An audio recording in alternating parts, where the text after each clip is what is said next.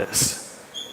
And that leads to the first myth in ad tech that I will discuss today, that consumers want targeted, personalized advertising. And that myth underpins all the others. You see, the ad tech world thinks so much about if it can do something that it never stops to think about whether consumers actually want it. It's important to start with targeting and personalization because most ad tech is based on the collection and use of private and personal consumer data. Personalization and tracking cannot happen without personal data. And we marketers just assume that people want to be tracked and receive relevant advertising. Every day, I see dozens of articles by marketers who advocate for personalization and tracking, but, spoiler alert, many of them work for ad tech platforms and are selling something. I never see anyone asking for evidence of whether consumers actually want personalization and targeting. Ladies and gentlemen, I think I found it. Direct marketers love ad tech because it is trackable, but consumers hate it for the exact same reason. Even starting way back in 2009, a US study found that 66% of Americans did not want direct marketing that is tailored to their interests. And then, when you tell them how their data is collected and used, that percentage increased to 86%. And that was 10 years ago.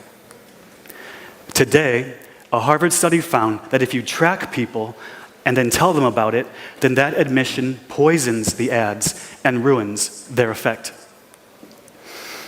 Now, in this Marketing Sherpa survey, online direct response of all types is the type of Marcom that consumers like the least. And Doc Searles used Google Trends data to show in the Harvard Business Review that the rise of ad blocking has specifically correlated with the appearance of retargeted advertising. Retargeting was the straw that broke the web's back. Basically, retargeting has turned the marketing industry into drug addicts on the path to suicide. We like the constant highs of the purchases and the conversions and the sales, but all of those hits are going to kill us once consumers have had enough and block all ads altogether. People do not want to be tracked. The more that Marcom tracks people, the more it will annoy people. As Searles wrote, quote, "Annoying people personally with calls to action when only a tiny percentage will respond creates no brand value and has negative externalities, such as associating the brand with annoyance." Here's an example. Say you target people with some direct response ad, and you get 3% to respond. You will annoy the other 97%, and they may never buy from you in the future as a result. Is that truly a good way to build a brand for the long term? Because according to PageFair's AdBlock report, 18% of people in North America and 20% in Europe today are now using ad blockers. 63% of millennials are using ad blockers on at least one device, and 14% are using them on both mobile and desktop. The more that people are seeing how their personal data is being collected and used, the more they are choosing to opt out. But the problem is far greater.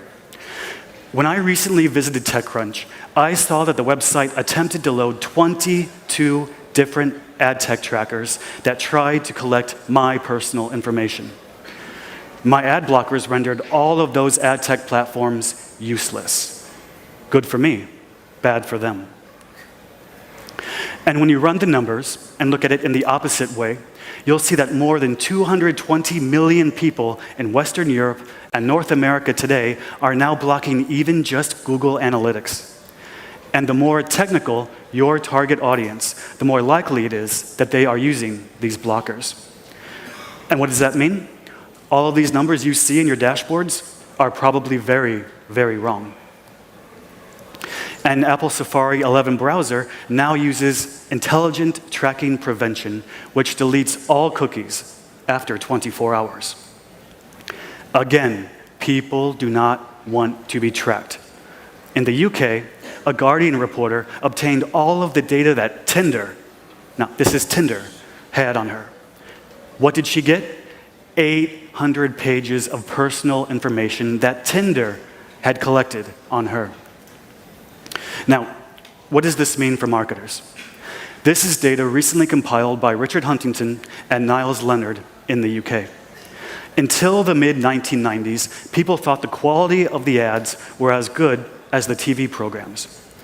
But ever since, consumers think the ad quality has become worse and worse every single year. Remember, we marketers distinguish between direct response and brand advertising, but consumers do not. They just call it all advertising. And the more that we prioritize direct response and tracking over brand advertising, the more that consumers are hating all advertising. Today, in 2019, favorable consumer sentiment towards ads in the UK has fallen to an all-time low of 25%.